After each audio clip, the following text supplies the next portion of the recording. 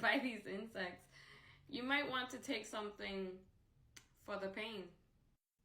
So one of the main plants, one of the first plants that Christopher Columbus encountered while he was in his boat watching these people in their canoes just chilling, he was constantly offered these dry leaves. El tabaco, el cojiví, as the Taínos called it, was something that they used constantly, every single day. We stuff the dry leaves in a sort of tube from a plant, and this was called coiva.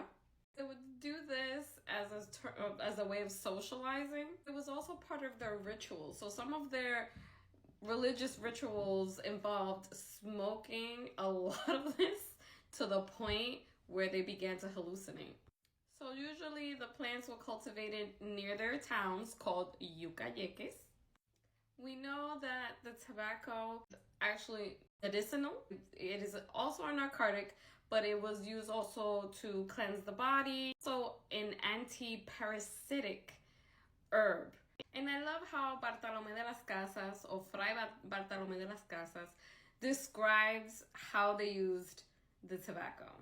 So I'm going to read it in Spanish because everything that we have of the New World, the original documents, are all in Spanish. But I will try to remember to put in a translation for everyone.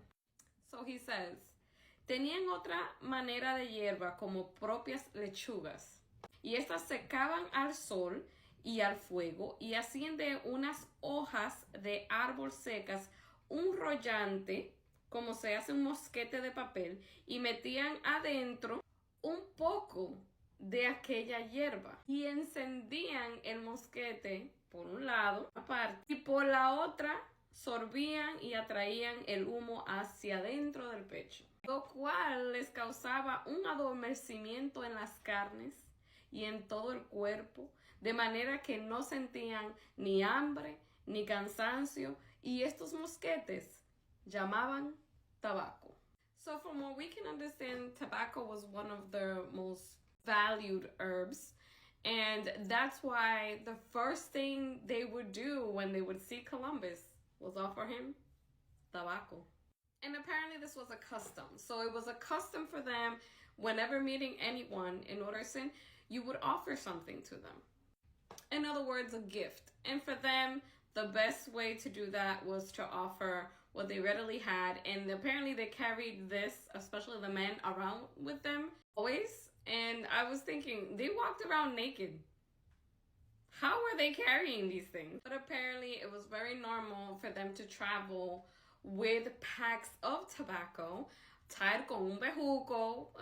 Again, it's kind of like a vine from a tree. And they would bundle the leaves up and take it with them wherever they went.